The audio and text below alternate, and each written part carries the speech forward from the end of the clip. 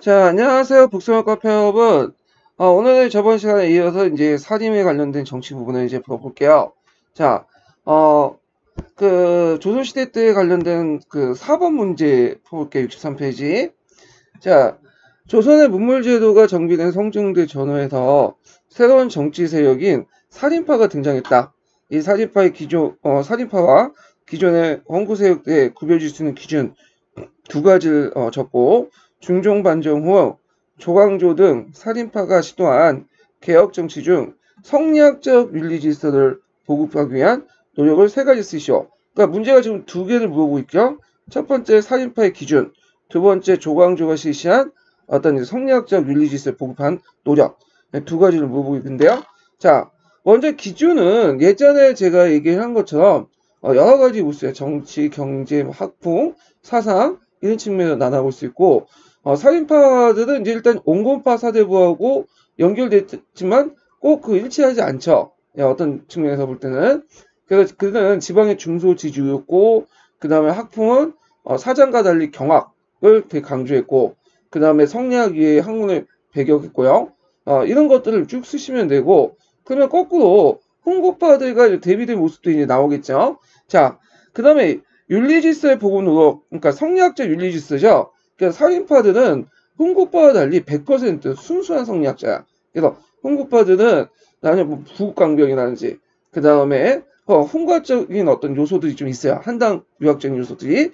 근데 이제 이들은 100% 머릿속에 성리학만 가득 찬 사람들이에요. 그래서 이 사람들이 성리학을 어떻게 항청사에 널리 보급할 것인가 이런 것들을 고민하게 됐고 그래갖고 이제 여러 가지 정책들을 이제 실시했는데 그 중에 하나가 이제 뭐냐면 유교 윤리에 위배되는 도교나 민간 신앙을 폐지하고 뭘 폐지시켰죠? 그 유명한 그죠 왕실내에 있는 소격서를 폐지했죠. 중종이 그렇게 하기 싫었는데도 불구하고 어거지로 해서 징징대서 폐지시켰잖아요. 그 다음에 이제 예전에 시험 문제 나왔던 항약보복운동 나왔고요. 그 다음에 이제 그 조광조가 제일 좋아했던 게 뭐냐면 소학이야, 소학. 그래서 소학 교육을 실시하자 등등을 이제 쓰시면 돼요. 그래서 이제 여담이지만 이제 조광조가 소학을 너무 강조하는 바람에 조광조가 이제 나중에 기묘사회에서 숙청당하잖아요. 그래서 양반 그 집 애들은 소학을 절대 공부하지 말라고 이제 그 분위기가 형성됐대요. 양반가에서는 그래서 얘들한테 소학을 가르치면 조광조 꼴 된다. 예, 그래서 한동안 소학이 상당히 이제 뭐냐 침체됐다 공부가 이런 일화가 있다고 그래요. 자, 그래서 이렇게 이제 봤고요. 이 조광조 관련 문제는 자주 나와. 올해도 시험 문제 나왔죠. 그래서 이제 기묘사를 중심으로 해서 이 조광조 관련된 조광조 개혁 정책 관련된 내용들 좀 봐두실 필요가 있어요. 자, 그다음 5번을 볼게요. 5번은 다음 설명하고 있는 정치 세력에 의해 추진되었던 정책만을 거기에서 모두 고른 것은 이렇게 되는데 자 여기 보면 상사 언간직에 주로 포진하여 자신의 의견을 공론이라고 포방하면서 요순시대 같은 이상사의 구현을 함께 도학정치를 실현을 하는 걸 내세웠다. 자 연산군은 학정을 통해 무엇보다 군주의 마음을 바르게 하는 것이 급선 모임을 깨달아 군주의 수신각, 그 다음에 지치주의를 강조했다. 네, 이런 것들 있죠. 자, 여기에서 이제 올해 나왔던, 조광조 관련된 문제가 나와 있고요. 그리고 또 이제 여러분들 이제 이번 시험에, 다뤘던 도학정치 관련된 내용도 시험 문제 나왔죠. 예. 그래갖고 상당히 이게 중요한 부분이야. 여기에서 이미 기출에, 나왔던 거예요. 도학주의니 이런 말들이. 예. 자, 그러면 이제 그 내용들을 한번 좀 보면요. 자, 보통 이때 정치 세력들은 어떤 세력들이냐? 성종 때 등용된 살림 세력들이죠. 예, 성종은 훈구 세력들 견제하기 위해서 살림 세력들 등용했다고 했잖아요. 그런데 이제 중종 때에서도 살림 세력들이 필요했어. 중종도 왜 필요했게요? 이렇게 성조가 되네. 예. 중종 때는 그 당시 자기가 이제 뭐냐면 연산군을 몰아내고 중종 반정을 집권하니까 주변에 홍보대식들만 가득 찬 거예요. 중종 입장일 때는. 그래서 그들을 좀 견제하고 뭔가 연산군처럼 패덕한 군주가 되지 말아야 됐다는 그 분위기가 이제 그 당시 형성됐고 그래서 이제 왕도 뭔가 그 수신을 해야 된다는 그런 분위기가 형성이 됐죠. 그래서 중종은 이제 자기 세력을 좀 보강하기 위해서 주로 언간직에, 이런 대간직이죠. 그 뭐냐면 주 살인들을 많이 포진시켜갖고, 그 당시 이제 중종반정 때 계속 등용됐던, 실권을 장악하고 있었던 이런 이제 그 훈구대식들 견제하려고 했죠. 그래서 이때 이제 등용된 살인들, 중종 때 등용된 살인들은 김묘살인이라고 하죠.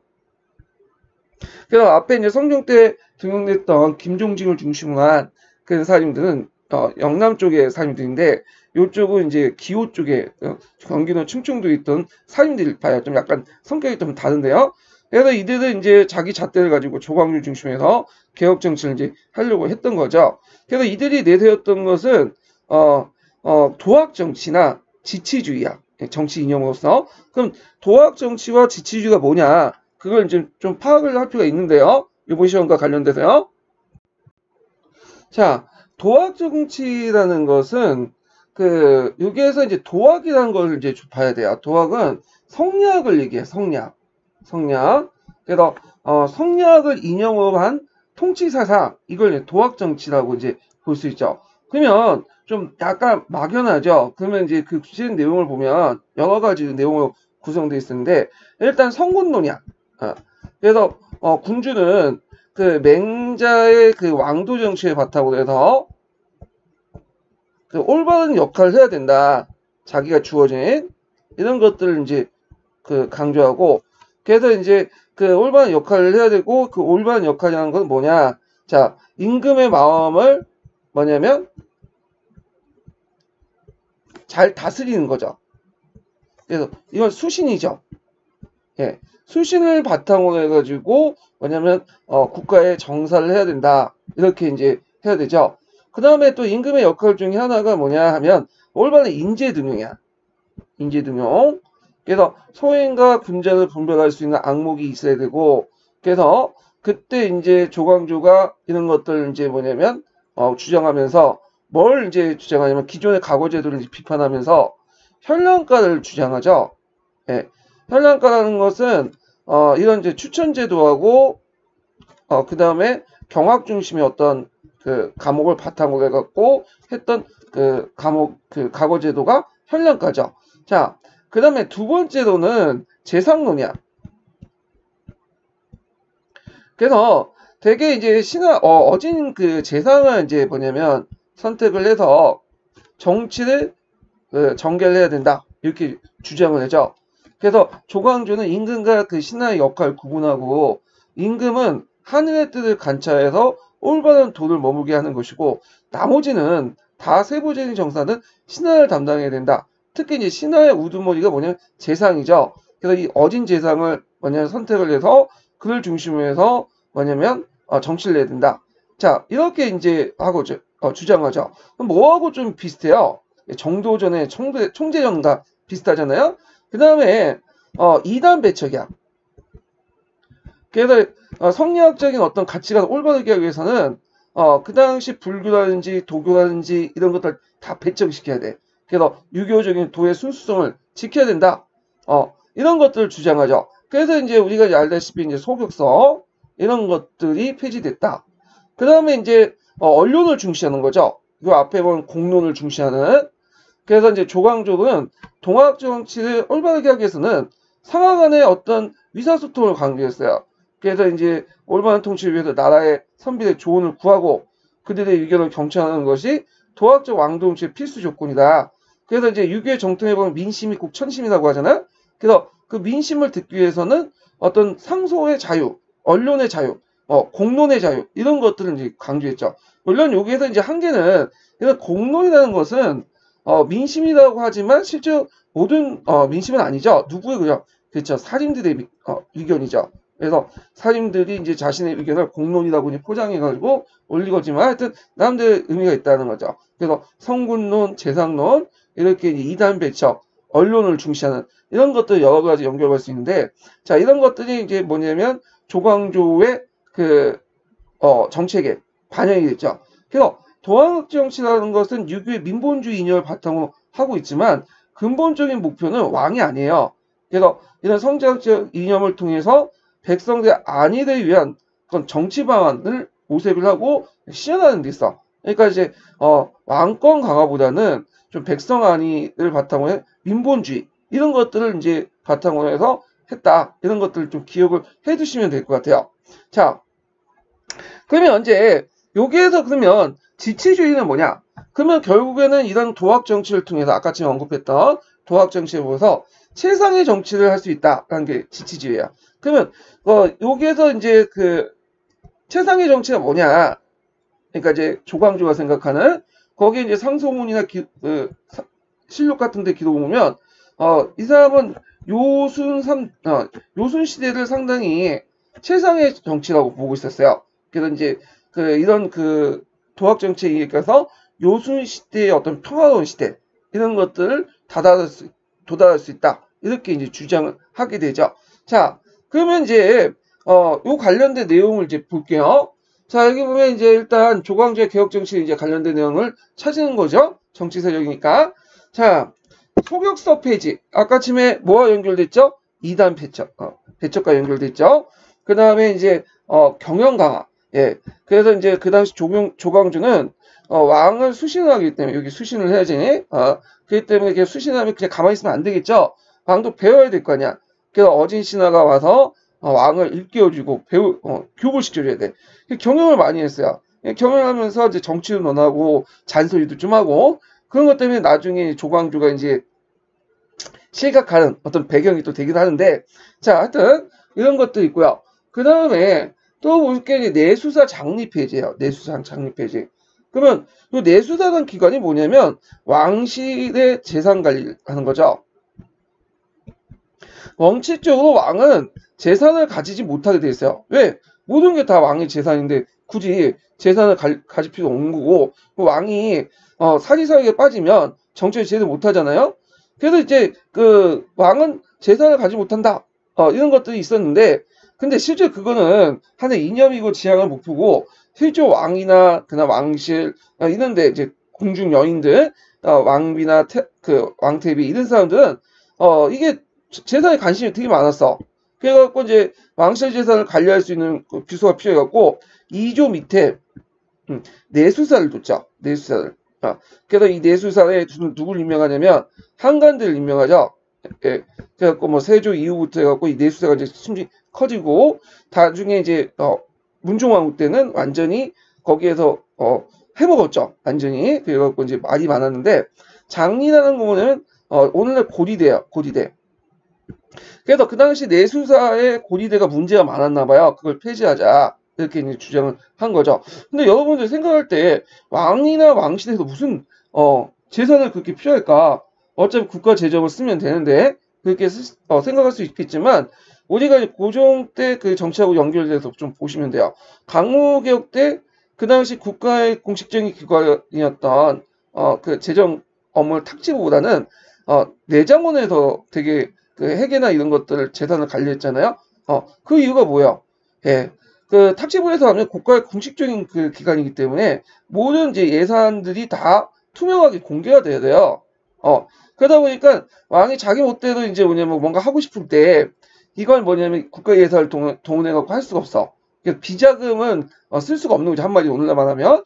그래서 내수사에서 이제 돈을 모아가지고 좀 비자금을 쓸 수 있고 왕이나 왕실, 뭐 대왕 대비 이런 사람들이 좀 개인적으로 하고 싶을 때, 그리고 자기 재산을 뭐냐면 자기 그 돈을 쓰임새를 투명하게 공개하기 싫을 때 뭐냐면 이런 그 왕실 재산이 필요했던 거야. 그래서 그 왕실 재산들을 관리했던 내수사가 또 필요했던 거죠. 이렇게 한번 또 연결시켜서 보시면 돼요.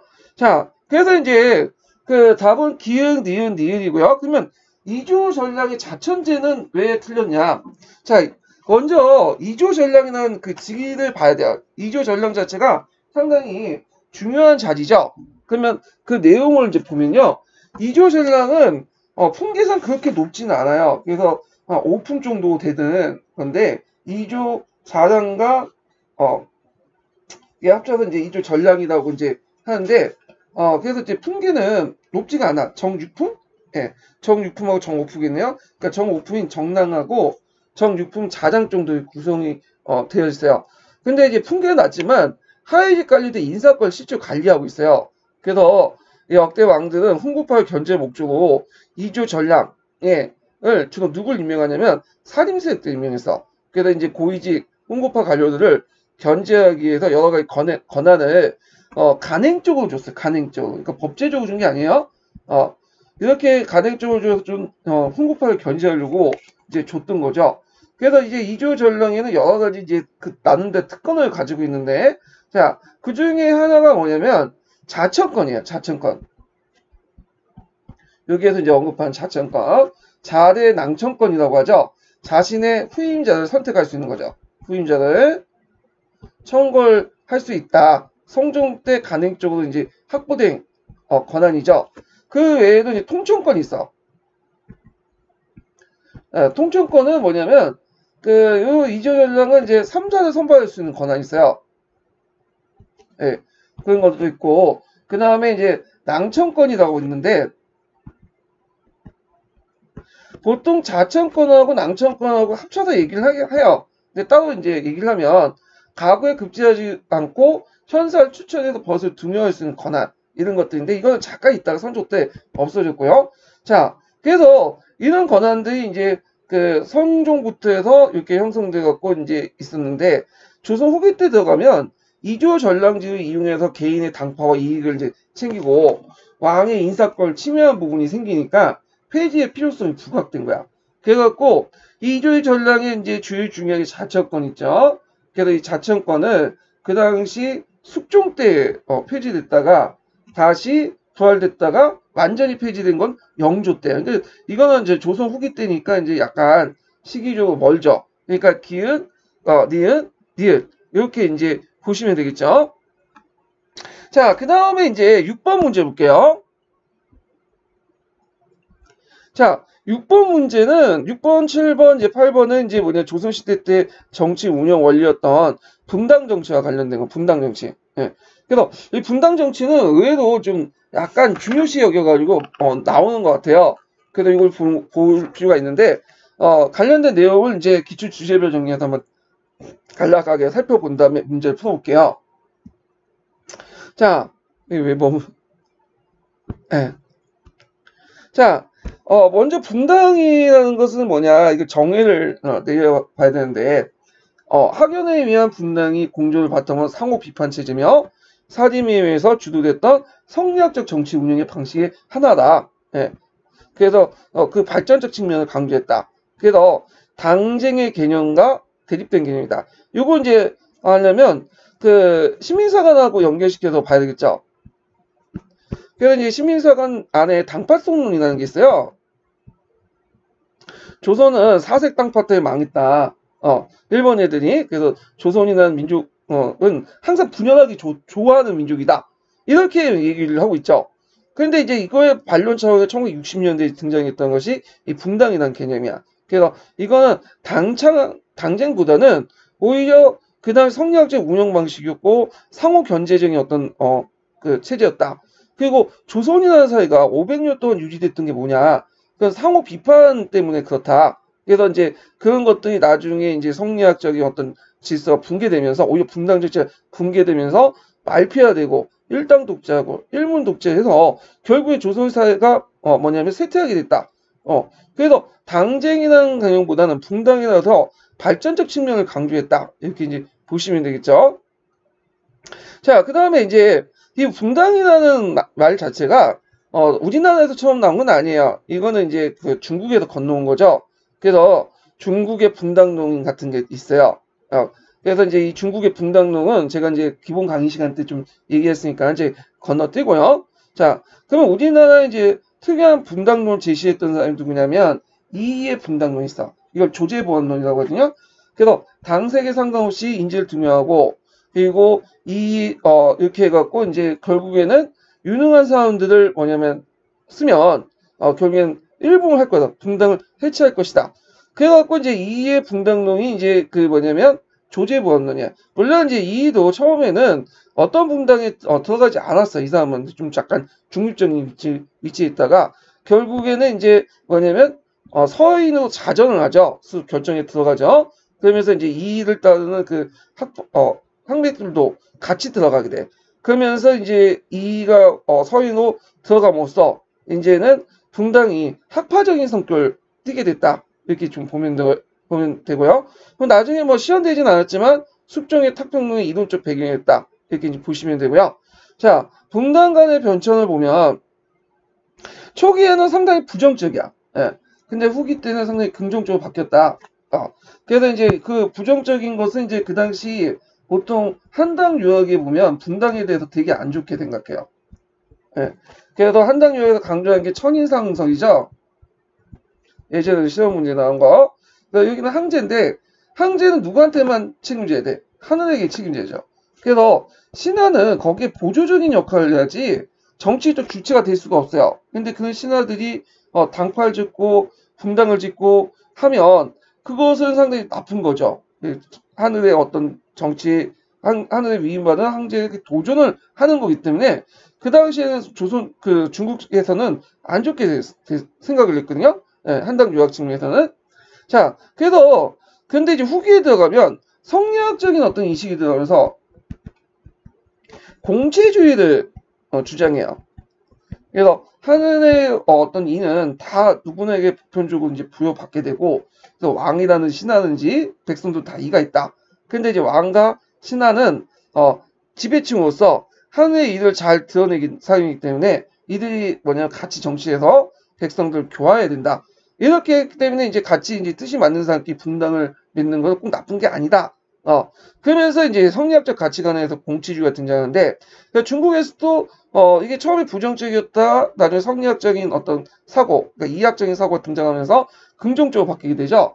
그래서 이제 이게 보니까 송나라 때, 기점에 송나라 때 이학이 이제 발달되잖아요. 성리학의 이제 바탕이 됐던. 그래서 뭐 구양수의 이제 분당론 같은 거, 이런 것들이 이제 등장하죠. 그리고 이제 주의가 이제 뭐 주장한 그 진군자, 태소인 뭐 이런 식의 논리가 나오는데 구양수의 분당론 같은 경우에는 이제 분당도 나쁜 게 아니라 진붕이 있고 위붕이 있다. 진붕은 성인군자의 당이고 위붕은 소인배의 당이다. 예, 성인 소인 분쟁 이런 것들이 이제 일어나는데 군자 소인당, 예, 그래서 분당은 군자당, 진붕은 그 다음에 소인 같은 경우에는 이제 뭐냐면 위붕이다. 군자 소인론 이런 식으로 이제 하죠. 그래서 진붕은 진정한 분당이다. 이런 식으로 논리를 펼치죠. 물론 이제 자기 당은 이제 진붕이 되는 거고 남의 당은 이제 위붕이 되는 건데, 자, 그래서 분당을 통해서 이제 이 분당의 인식이 상당히 긍정적으로 바뀌게 돼요. 조선시대도 마찬가지예요. 조선 초기 때 간학파라든지 훈구파들이 장악할 때는 이들은 겉으로는 성리학을 내세웠지만 머릿속은 한당 유학적인 어떤 사고방식도 있었거든요. 그러니까 이 분당에 대해서 상당히 안 좋게 봤어. 그게 이제 대표적인 것이 조광조가 이제 처형을 당할 때 조광조 하도 깨끗하니까 어떤 비리 혐의로 이제 뭐냐면 얽혀서 처형을 시킬 수 없겠죠. 그래가지고 한 얘기가 뭐냐면 이 조광조 일파 등이 분당을 쳤다. 그래서 왕권을 위협하고 자기 세력과 맞지 않는, 자기 코드하고 맞지 않는 사람들 배척했다. 뭐 이런 식으로 해서 분당론을 내고 분당죄를 해서 처형을 시켰잖아요. 그래서 이런 것들 볼 때 상당히 분당에 대해서 인식이 별로 안 좋았는데, 나중에 이제 선조 때 이제 사림제에 적극적으로 등용되면서 이제 분당에 대해서 좋게 생각을 하게 돼요.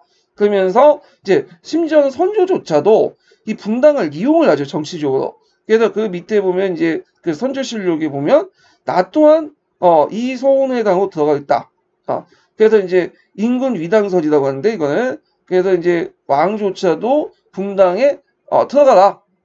이렇게 이제 주장을 하죠. 물론 이 선조는 그 당시 이의와 소원회당을 높인 거는 뭐냐면 상대적이었던 동인들을 좀 견제하려고 했던 거고요. 정치적 목적에서 이제 얘기를 한 거고요. 근데 이제 이 선조의 발언에서 이제 볼 수 있듯이, 인군 위당설 발언에서 볼 수 있듯이, 이건 이제 주자가 주장했던 건데, 그만큼 분당이 이제 이때는 나쁜 인식이 아니었고 상당히 호의적이었다. 좋은 긍정적인 인식으로 바뀌었다. 이렇게 이제 볼 수 있죠. 자, 이것이 이제 언제는 02년 기출문제에 나왔던 거예요. 그래서 이제 조선 초기 때 분당을 사당으로 간주하고 그 조정문란의 요인으로 존재해서 안 된다고 제약시했죠. 그런 것들이 이제 볼 수 있는 것이 이제 조광조가 처형당할 때 내세웠던 게 분당죄예요. 분당죄. 근데 중종 때 이제 이렇게 볼 수 있는데, 여기 조선 쪽이나 중종 때 이런 것들 이제 같이 엮여서 보시면 될 것 같은데, 자, 그래서 이제 있고, 이 중종 때 붕당을 긍정적 평가하는 인식이 나타나긴 했지만, 주의할 건 뭐냐면, 아직까지는 훈구파들이 권력을 장악하고 있기 때문에, 이것이 이제 뭐냐면, 전반적인 인식은 아니었어요. 그래서 아까 이제 조광조의 처형도 그 분당죄에 걸려갖고 이제 처형당 거고, 나중에 선조 때 완전히 살림세력들이 정부를 주도하면서, 부양수의 이제 그 진북농가, 주위의 분당로, 아까 이제 그 진군자, 태소인, 그래서 군자와 소인 이렇게 나누고, 군자가 만든 그 당만 강조하고 소인당은 이제 폐척해야 된다, 이런 식의 논리나, 아니면 인군 이당설처럼 왕조차도 황제조차도 분당에 들어가야 된다, 뭐 이런 논리에 피게 되죠. 그러면서 이제 있고, 그리고 이가 이제 그 중국의 분당론을 이제 이어받아서 적극적으로 이제 뭐냐면 우리나라 독자적인 분당론이 조제보암론을 제시하죠. 그런데 이제 이런 분당 정치가 이렇게 이제 강해군 때부터 해가지고 좀 약간 파탄을 나는 거겠지만, 대북의 어떤 전제 정치 때문에 나중에 인조반정을 계기해갖고 이게 이제 분당 정치가 정립이 되죠. 그래서 인조반정 때 이제 분당 정치의 그 절정기라고 이제 그 하는데, 인조반정을 계기해서, 그래서 인조에서 언제까지 숙종이 즉위할 때가 선종, 여기가 이제 분당 정치의 어떤 절정기, 이렇게 보고 있어요. 왜냐면 아까 전에 언급했던 뭐 그 상호 비판 체제, 상호 비판이나 그런 성리학적 정치 운영 방식이 잘 적용됐던 것이죠.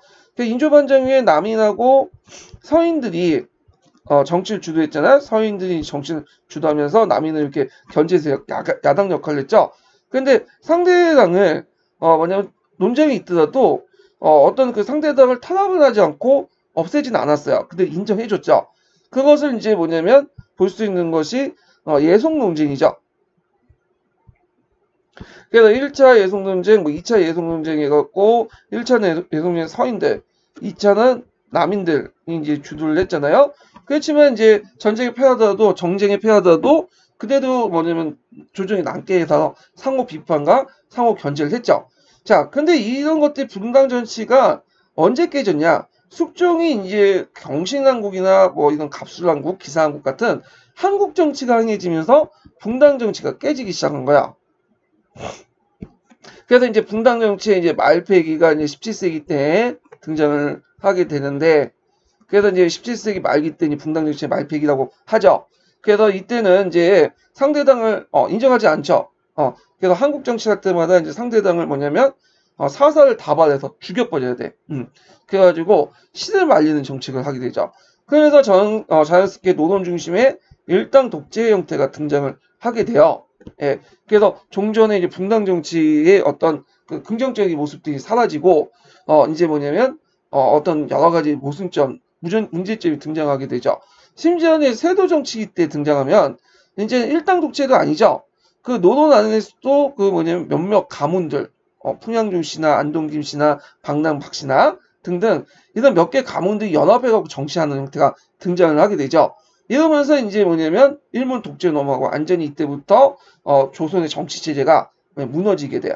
그래서 안핵이라는 사람은 조선이 멸망하고 쇠퇴한 이유는 이런 일본 애들이 말하는 당쟁 때문에 그런 게 아니라, 오히려 그 당쟁 때문에, 그러니까 그 당시에 당쟁이나 말하는 분당이며, 오히려 이런 것들이 조선을 500년 동안 유지됐는데, 너무 한쪽이 세력이 이제 뭐냐면 세력 분열 깨지는 그런 것들이 이제 세도 정치가 하면서 우리가 망했다. 그래서 이제 우리가 이 분당 정치가 상당히 긍정적으로 봐야 되겠죠. 왜냐, 그래서 분당 정치 때문에 조선이 500년 동안 유지됐던 거다. 오히려 그것 때문에 그게 깨지면서 이제 조선이 멸망한 거다. 그래서 이런 것들 이제 볼 때 분당을 상당히 뭐냐면 좋게 봐야 된다, 이렇게 얘기를 했던 거예요. 근데 일본 애들이 아주 그 뭐냐면 얍삽한 게 뭐냐면, 자, 그 사람들이 이제 시민사관을 쓰면서 조선사라는 그 책을 만들죠. 37권 정도 되는 조선사 편수에라는 곳에서 조선사라는 걸 해.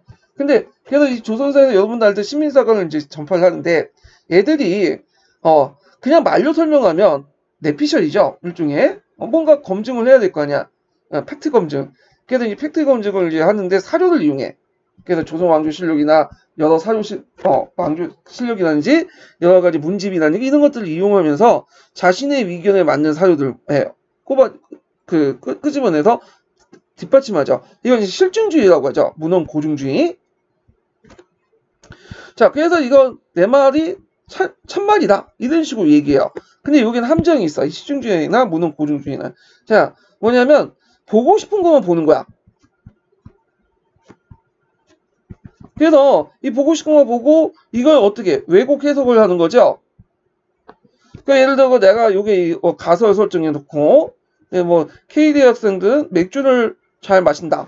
이렇게 해놓고는 K대학 그 주변 술집 들어가서 맥주 마시는 K대학생들만 본다고요? 그러니까 내 말이 맞지 않냐? 근데 K대학생이 맥주 마시는 애도 있고 소주 마시는 애 있고 뭐 양주 마시는 애도 있고 있죠? 그 다 이게 뭐냐면 양쪽 조사를 해갖고 뭐냐면 조사를 해야 될 거 아니야? 그래서 맥주 마시는 비율이 몇 %인지 보고 그래야지 증명을 했는데 그게 아니야.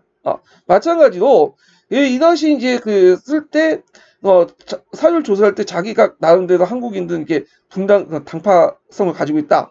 딱 가설 설정해 놓고는 자기가 보고 싶은 것만 보는 거죠. 그러면서 이제 부각된 것이 신학자들의 분단관이에요. 예. 왜냐면 이때는 상당히 비판적이는데 뭐 이익 같은 거나 이런 사람인데 이 이익이나 이제 그 신학자의 주도사였던 때가 언제 때요? 18세기에서 19세기 때죠. 그러니까 이때는 분당 정치의 말폐야. 붕괴가 일어날 거야. 그러니까 이 분당 정치가 활성화할 때 그걸 보지 않고 그 말폐화됐던 때에서만 딱 봐가지고 전후 맥락은 다 제외하고 요걸 부각시키는 거죠. 그래서 봐라. 너희들 조상들도 그렇게 분당 정치를 비판하지 않냐. 이게 다 당쟁이다. 그러니까 너희들은 열등하고 너는 분열을 좋아한다. 자, 이런 식으로 이제 뭐냐 세뇌를 시키는 거죠. 자, 그래서 이 부분이 예전에 사료 비판과 관련돼 갖고 역교내에서 시험 문제 나왔던 거예요. 자, 신학자들의 분간과는 상당히 비판적인 건데요. 왜 그들이 살았던 시대가 되게 분당 정치의 말폐화됐던 시대예요. 그래서 그 내용을 보면 그 당시 이제 분당 질서의 기본에 든 정치 형상이나 말폐적 단계로 접어든 일당 정치의 파행적 정치 운영에 대한 비판이었고, 근데 이제 나중에 이제 일제 식민자들은 이걸 당파성이라고 날조해서 전후 맥락 다 빼고 우리나라 역사의 속성을 낙인시켰죠. 그래서 이제 우리는 항상 분열하기 좋은 이런 민족이다라는 어떤 그것이 이제 심정적인 어떤 부정의 일변도의 당쟁관을 심어줬다. 이렇게 이제 기억을 해두시면 될 것 같아요. 자, 그러면 관련된 이제 문제를 좀 풀어볼게요. 자, 다음 사료는 가와 나에 나타난 붕당의 인식의 차이를 설명하고 가와에서 나로 붕당 인식이 변화하게 된 당시의 정치사의 전개 과정을 두 가지 쓰시오. 이렇게 했는데, 일단은 이제 가는 보니까 연산군 얘기야. 그래서 정교하기를 상교 육경에 역시 그 잘못 때문에 말하지 않아 점차 붕당을 이뤘고 군주열은 위에서 고집하게 되니 이와 같은 위를 능면은 그 풍습을 고치지 않을 수 없다. 그래갖고 이제 했는데 이 연산군 당연히 분당을 안 좋게 보죠. 자기들끼리 끼기 해가지고 왕을 능명하고 왕을 왕따시킨다. 그래서 이거는 일종의 능상이다. 그래서 항상 그 연산군이 나오는 자주 쓰는 날 무시했다. 날 왕인데 뭘 무시했다. 이 능상이란 말을 쓰면서 많은 사람들 죽였잖아요. 붕당에 대해서 그거에 대해서 상당히 안 좋게 봤다. 기억을 해두시면 돼요. 근데 이 연산군의 인식은 단순히 연산군만 가지고 있었던 게 아니라 그 당대에 이제 홍고파들이 가지고 있는 인식하고 비슷하다 보시면 돼요. 예. 자, 그 다음에 이제 여기에 보면 비답. 비답이라는 것은 이제 어떤 상소에 대해서 이제 답을 내리는 거예요. 진실로 군자야말로 당이 있는 걸 염려하는 것이 아니라 오히려 당이 적게 되는 것을 염려해야 될 것이다. 나 역시 주의의 말대로 인군 이당설이죠. 주의가 주장하는 게 인군 이당설. 주의의 말로 본받아서 이의와 성호에 담고 들어가겠다. 나도 그래서 나도 서인에 들어가겠다. 이렇게 주장을. 근데 그거는 진심이 아니라 정치가들이 말이나 왕이 말하는 진심 별로 없죠. 예. 서인을 통해서 누굴 견제하기 위한 거다. 그렇죠. 그 당시 기세가 있었던 실권을 가지고 있었던 동인을 견제하기 위한 거죠. 자, 그래서 이제 이렇게 이제 보는데 그러면 가와에서 나에서 나타난 분당인식의 차이점을 쓰고 가와에서 나의 분당인식 변화하게 된 요인을 그 정치사 전개 과정과 관련해서 두 가지 쓰시오. 일단은 가는 분당의 기능은 국가 민족의 이익보다는 학파, 문벌, 지역의식 등 당파와 결합되어 당파의 이익을 우선시되면서 사회가 분열되고 국력 결집의 장애뿐만 아니라 왕권의 약할 역할했던 분당의 역기능적 관점에서 본 거고, 그 다음에 나는 이제 그 주로 홍학적인 어떤 인식이죠. 천인상에서 입각해서 나는 분당은 유교적 왕도 정치의 시전으로 공동 정치를 추구하는 그 순기능적인 측면에서 봤다. 이렇게 쓰시면 돼요. 자, 그 다음에 이렇게 가에서 나로 분당 인식이 바뀌게 된 것은 나 때 이렇게 가 때는 이제 홍구파들이 특색이 되죠.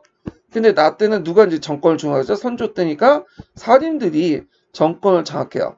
그래서 선조 때문에 사림들이 정권을 장악했냐는 여러 가지 이유가 있긴 있는데, 이제 교과서 쪽으로 이제 이렇게 답변을 하면 통론이나, 그 사회에도 불구하고 서원이나 한약을 통해서 현충사의 기반을 구축할 때, 선조 때 들어와서 사림들이 이제 선조 때 조정의 실권을 장악했고요. 그 다음에 이제 뭐, 삼사를 통해서 홍구세를 견제하면서 공동정치를 주장하면서 또 등장을 했다. 이렇게 쓰시면 될 것 같고요. 뭐 정치사학적 관점에서 이제 왕통 계통에서 볼 때는 교과서에 있는 내용은 아니에요. 선조가 그 반계열 쪽이죠. 왜냐면 그 명종이 그 아들이 한 명 있었는데 아들이 일찍 죽었어요. 그래갖고 실제로 후사가 없어. 그래서 명종의 후사가 없다 보니까 그 반계에서 선조가 이제 왕이가 됐거든요. 예상 외의 인물이에요. 갑투티를 한 거죠. 그래서 그 선조가 즉위하니까 이제 자기에게 어떤 뭐냐면 기반이 없잖아. 정치적 기반이. 그러다 보니까 이제 주로 누구를 많이 등용을 했냐면 이제 사림들을 많이 등용했어. 그래서 사림들이 뭐냐면 선조 때 이제 정권을 주도했죠. 물론 그 외에도 선조가 아니어도 뭐 사림들이 그 후에도 어떤 왕이 되든 등용될 수 있었다. 주도할 수 있다. 왜냐면 이제 사림들의 어떤 그 형세가 주도권을 장악하고 있었기 때문에 왕의 직업 상관없다는 견해도 있어요. 예. 그렇지만 여러분 답을 이제 구성할 때는 이제 그 교과서나 통론에 입각해서 써야 되니까 그 앞에 제가 답을 제시한 내용을 이제 참조를 해 주시고요. 자, 그다음 7번을 볼게요. 자, 다음은 이제 조선의 정치상을 비판한 언어 시탁자의 글이다. 빈칸 가와 나에 들어갈 용어를 쓰고 한글 표기도 가능하고요. 다의 가정에서 가장 먼저 집권한 세력들이 정치 권력을 장악한 배경 및 이후 실권한 배경을 대외관계 측면에서 관련지어 각각 두 줄 쓰시오. 이렇게 했거든요. 자, 위사도는 이제 뭐냐면 일단 이의 분당론이에요. 자, 이는 분당에 대해서 일단은 부정적으로 봤겠죠. 왜냐면 그 당시 18세기 때는 이런 한국 정치로 인해서 분당 정치가 이제 말피화돼서 일당화될 뻔한 거야. 예. 그래서 상당히 이제 비판적이었죠. 그래서 이걸 일제 신민사학자들이 우리 민족의 당파성을 강조할 때 이의 비판적 관점을 자주 인용을 하거든요. 자, 여기에서는 뭐가 있냐 사와 분당의 차이점을 좀 얘기를 하고 있어요. 자, 우리나라는 중세 이래로 탐욕스러운 사람이 관리가 되어 실권을 마음대로 장악했고, 그 다음에 가에 들어갈 것은 이제 뭐냐면 사화죠. 예, 그래서 이 사악한 관리들이라는 뜻이죠. 그래서 이제 주로 홍구파들이죠. 그래서 홍구파들이 주로 이제 살인파들 공격할 때 사화를 불러일으키죠. 물론 그 갑자사처럼 홍구파들이 이제 탄압받은 사건도 있겠지만 전반적으로 볼 때 그렇다는 거예요. 자, 그다음 먼저 무호 갑자의 사륙이 있었고 연산군 때 있었죠. 그다음 김효 1세의 장악함이 있었다. 이때 충성스럽고 어린 사람들이 이런 가운데 많이 죽었다. 아직 뭐냐면 이걸 분당이라 부르지 않고 있다라고 여기 나는 분당이라고 이제 적으시면 되고요. 그래서 선조 이래로 이제 선조 때는 여러분들 알다시피 이제 누가 정치를 장악하고 있어요. 그렇죠. 사림들이 정치를 장악하고 있었죠. 예. 그래서 선조 이래로 그 하나가 나누어 둘이 되고 둘이 나누어 넷이 되고 나누어 여덟이 된다. 이렇게 있는데 자, 여기에서 이제 의미를 보면 자, 원래 하나였죠. 사림들은 하나였어. 근데 나중에 이제 그 뭐냐면 이조 전량직을 둘러싸고 동인과 서인이 나눠지죠. 예. 그래갖고 이제 여러분들 알다시피 두 개가 돼요. 그러니까 어떻게 되죠? 일단은 이때 이제 기성사림들은 심의견을 이제 지지하게 되고요. 이들 서인이 되는 거고 그 다음에 신진사림들은 김효원을 중심으로 해가지고 지지하죠. 이게 동인이 되는 거야. 자, 그래서 이렇게 있는데 이들이 또 뭐냐면 넷이 된다. 그래서 2분에서 이제 또 4개 나왔는데 서인은 이제 나중에 소론, 뭐 노론, 소론, 노론 이렇게 이제 바뀌고 동인은 그 남인, 뭐 북인 이런 식으로 해서 바뀌게 되죠. 물론 그 안에서 이제 뭐 북인 같은 경우는 대북, 뭐 소북 이렇게 또 바뀌게 되고 이렇게 나눠지게 되고 여러 이제 갈려 나눠지게 되죠. 자, 그래서 이제 이렇게 이제 쭉 있는데 그럼 물어보는 게 뭐냐? 자, 다해 과정에서 먼저 집권한 세력이 정치 권력을 장악한 배경 및 이후에 실권한 배경을 대외관계 측면에서 스시오 이렇게 있는데 자, 물론 집권했다는 게 이제 뭐 앞에서 그 선조 때 뭐 동인이 서인이 하면서 이제 뭐 이때 소 주고받은 가정에서 뭐 기초 옥사 일어나고 뭐 이렇게 해가지고 그 건조의 사건이나 등등 해가지고 얘기를 할 수 있지만 일단은 이제 요거는 그 2분에서 4분으로 넘어갔잖아요. 그러니까 이건 아니고 그러니까 4분 때 관련된 내용을 이제 먼저 봐야 되겠죠. 이게 2분이 꼭 4분 넘어갔다니까. 그래서 4분으로 나눠갈 때 이제 집권할 때는 누가 먼저 집권했어요? 그쵸? 대북이 집권한 거죠. 대북이. 예. 그래서 대북이 이제 집권을 했다. 대북이 왜 집권했냐? 그 임진왜란이 이제 주요 배경이 되죠.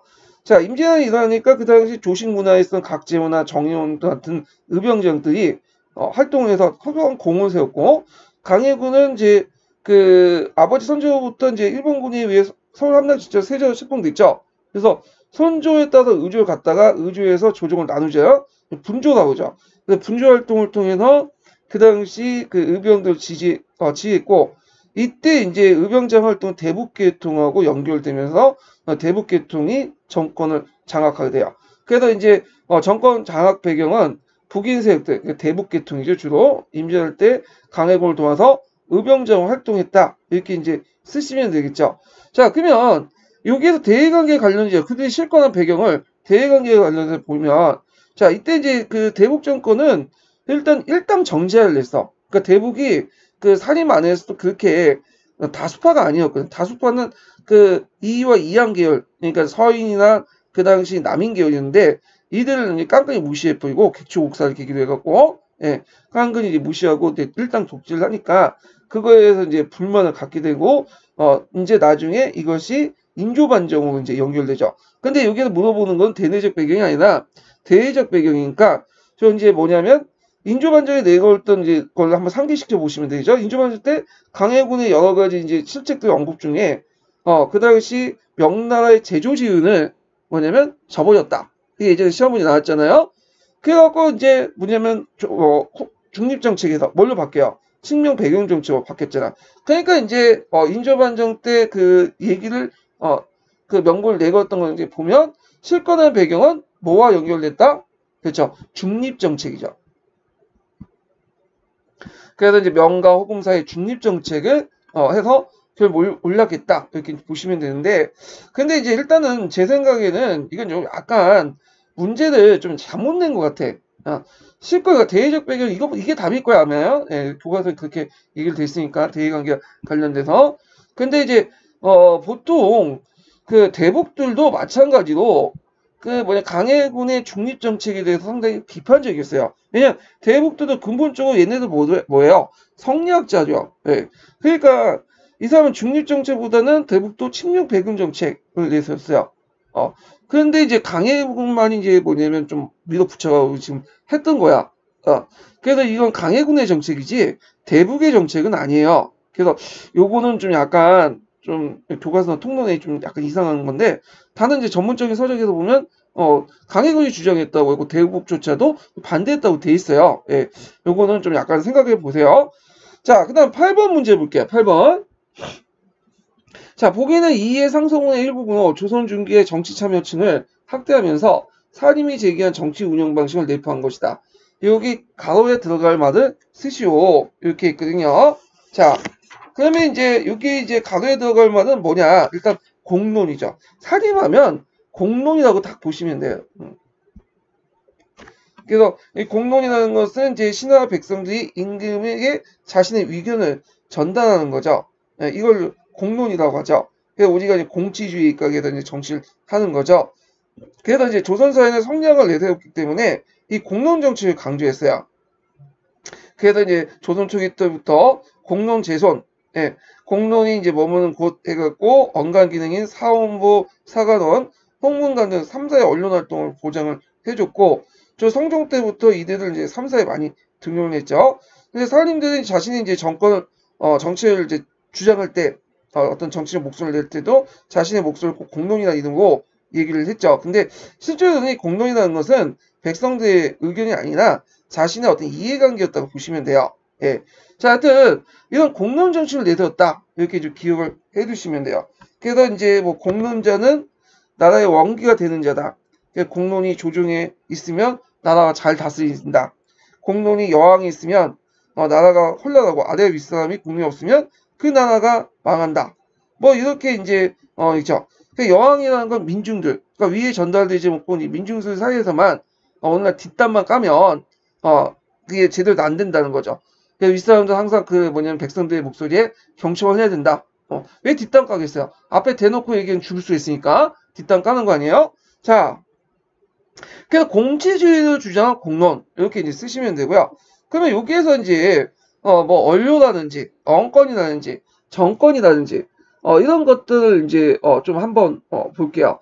언료라는 것은 공론하고 좀 약간 비슷한 개념이긴 해요. 이게 그래서 이제 신하와 백성들이 임금의 그 자신을 의견을 전달하는 거야. 예. 그래갖고 이제 이거는 그냥 공론의 한 부분이지만 공론은 좀 차이가 있어요. 전달만 하는 거고 공론은 그 뭐냐면 상하 지위를 떠나서 여러 사람들의 의견을 모아갖고 왕이 경청해서 그걸 실현하는 거죠. 예. 그래서 이제 단순히 언론은 이제 그 공론 가운데 그 자신의 의견을 전달하는 보다는 공론은 좀 약간 큰 범위죠. 큰 범위예요. 예. 그래서 이제 이렇게 보고요.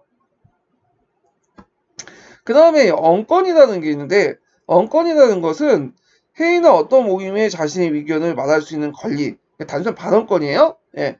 그 다음에 이제 이런 것도 있고요. 그 다음에 이제 정권이라는 것은 이제 정치 권력 이런 것들을 그 얘기하는 거죠. 자, 그래서 이런 것들 때 이제 공론 이게 이제 답이고 언론은 이 공론의 한 수단이다.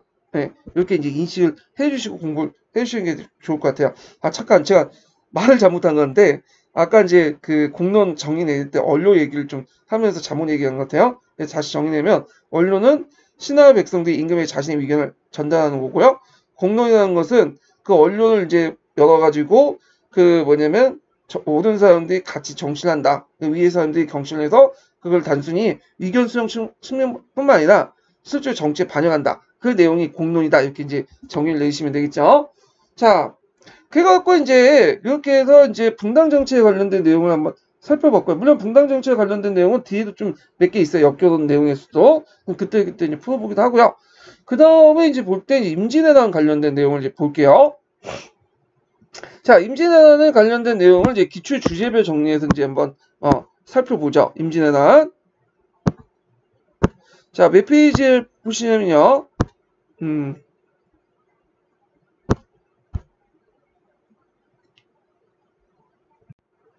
자, 여기 127페이지 잠깐 펴보세요. 이제 테마 이제 26번. 자, 임진왜란은 한 3번 정도 나왔어요. 그래서 이제 그 최근에 나온 게 15년 때 나왔는데, 자, 요 내용들을 이제 좀 볼게요. 임진왜란전 이제 일본과 조선의 국제 정세를 보면 그 조선의 정세는 군yor제로 모순해서 수포제, 대립제가 성행돼서 군사 동원 체제가 무능해졌고, 그래서 여러분 알다시피 이제 보법이 실시됐지만 보법이 현실적으로 여러 가지 문제가 있죠. 그래서 이제 이런 대립제라든지 이런 것들이 했다가 나중에 군적 수포제로 이제 바뀌잖아요. 1년에 2피씩 내는 거. 근데 1년에 2피를 냈는데 그걸 가지고 군대를 양성을 했는데 딴 데 써보죠. 그래서 이제 그 당시에는 군대가 별로 없었어. 그러다가 또 200년 동안 평화기였죠. 물론 이제 주변에 국경 지역에서는 약간 이제 외란이라든지 그 다음에 뒤에 여진 쪽도 처했지만 대체로 고려에 비해서 상당히 평화기였어요. 그러다 보니까 성종 때 이후는 조선 초기 때 군사력이 성종 때 완전히 상실하게 돼. 놓아버리거든요. 국방력 강화에. 그러다 보니까 군사가 상당히 군사력이 약했던 시기였죠. 근데 일본은 반대로 그냥 온인하는 계기에서 이 다이모들이 지네끼리 센코쿠 다이모들이 지네끼리 막 싸우잖아요. 그 100년 동안 전국시대를 이제 걷게 돼. 그 과정에 싸움의 기술이 늘어나게 되는 거야. 그리고 이제 그때 시데요시가 이제 전국을 통일하고 나서 이 다이모들의 불만을 좀 포출시키고, 그 다음에 이 시데요시는 좀 가대망상 같은 것도 있었어요. 그래서 대륙이나 한반도, 중국 대륙이나 한반도를 지배해야 되겠다. 더 나아가 인도까지 가야 되겠다. 뭐 이런 것도 있었죠. 그래서 임진왜란의 정황을 보면 일본 침략군은 정면가도를 요구하고, 정면가도를 요구하는데 명예를 갈 테니까 너네 길을 빌려달라. 이게 이제 액을 내걸고 부산과 동네를 격파하고 세 방향으로 공격을 하죠. 그래서 이제 예전에 시험 문제 나왔을 때 신립장군이, 이 신립장군은 그 북쪽의 여진족들을 이제 할 때 큰 콩을 냈던 사람이야. 그래서 니탄게나이라든지 이런 것들을 이제 토벌했던 유명한 장수인데, 이 신립장군은 이제 기방을 중심으로 이제 부대를 운영했어요. 기마. 그래서 조선 전기 때 특히 16세기 들어가면 보병보다는 기병 중심이야. 왜냐하면 이제 주로 전쟁을 저 오랑캐, 저 여진족들과 싸우다 보니까 여진족들이 기병이잖아요. 같이 기병을 만들어갖고 대립을 했었고 싸웠고. 그래서 이제 기병들은 이제 탄감대에서 싸워가지고 이제 배수를 치는 쳤죠. 그래서 이거에 대해서 여러 가지 설이 있어. 왜 조룡에 가서 하지 않았냐. 조룡 같은 경우에 상당히 높은 골짜기고 거기 가면 쉽게 뭐냐면 진을 치고 싸울 수 있었는데, 그런 설이 있는데 아마 그 신립 입장에서는 기마병이 이제 기병을 운영하기에는 고개나 산에서 싸우면 상당히 불리할 거라고 생각했나 봐요. 왜냐면 기병들은 주로 평원전을 좀 많이 하잖아요. 예. 그래갖고 이제 이런 것도 있고, 일단은 이제 자기 직속 부대 외에는 그렇게 소집된 부대 있죠. 재승방나체제 통해서 모집된 농민군들을 좀 못 믿었나 봐. 도망갈지 모르니까. 실제 많이 도망갔고요. 그러니까 자기가 이제 편리한 지역인 탄금대에다가 배수에 치는, 그러니까 거기에 이제 금강 하류에다가 이제 뭐냐면 그 배수에 치는 치고 도망갈 데도 없죠. 막았으나 이게 이제 뭐냐면 패배하고 말았죠. 그래서 막 이제 기병하고 도취하는데 우리가 이제 알고 있듯이 일본 애들이 철포대를 쫙 나열했죠. 3열 발사 해갖고 그냥 대주는 거지. 예. 그래서 이제 결국에는 지게 되고요. 자, 그래서 이때 패배되면서 재승방나체제의 문제점이 등장했죠. 원래 조선 초기 때는 진간체제였죠. 이건 나중에 좀 설명할게요. 재승방나체제는 그냥 진간체제가 너무 많은 병력들이 필요하니까, 그리고 많은 이제 군비들이 필요하니까, 그래서 이제 적은 병력을 가지고, 적은 병력과 적은 비용을 가지고 어떻게 하면 효율적으로 이제 막을 수 있는가, 가성비를 고려를 했던 거죠.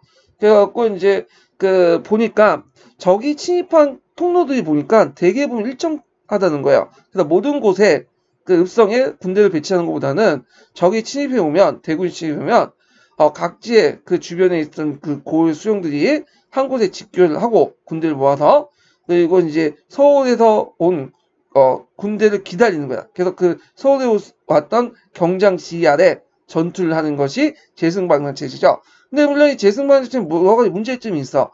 왜냐면 군대라는 것이 평상시에 생활을 같이 해야지 뭔가 전우회도 생기고 믿고 의지하고 그런 거 아니에요? 그런데 생판 몰랐던 그 얼굴도 모르는 경군의 장군이 와가지고 지휘한다면 그 밑에 있었던 단순 그 농민병들이 열심히 싸우겠어요? 아니죠. 그냥 조금만 불리면 도망가겠죠. 거기다가 이제 주변에 군대를 다 끌고 모아가지고 싸우다 보니까 어떤 문제점이 있었냐 하면 후방이 뚫린 거야. 그러다 보니까 서울이 금방 넘어가는 거죠. 며칠 안 돼갖고 2주 정도 해서. 물론 알려지진 않았지만 이제 여기 탄강대 전투에도 저기 이제 외국인이 경기도로 갔다가 그때 한 20만 정도 이렇게 이제 그 부근에 병력들 모아가지고 싸웠어요. 조선군이. 그렇지만 거기는 왜군들이 기마병대가 와가지고 휩쓰고 다니니까 막 도망가고 이제 뿔뿔이 헤어진 거죠. 헤쳐진 그 분대가 분쇄됐어요. 그래갖고 뿔뿔이 헤쳐져가지고 부대가 괴멸됐죠.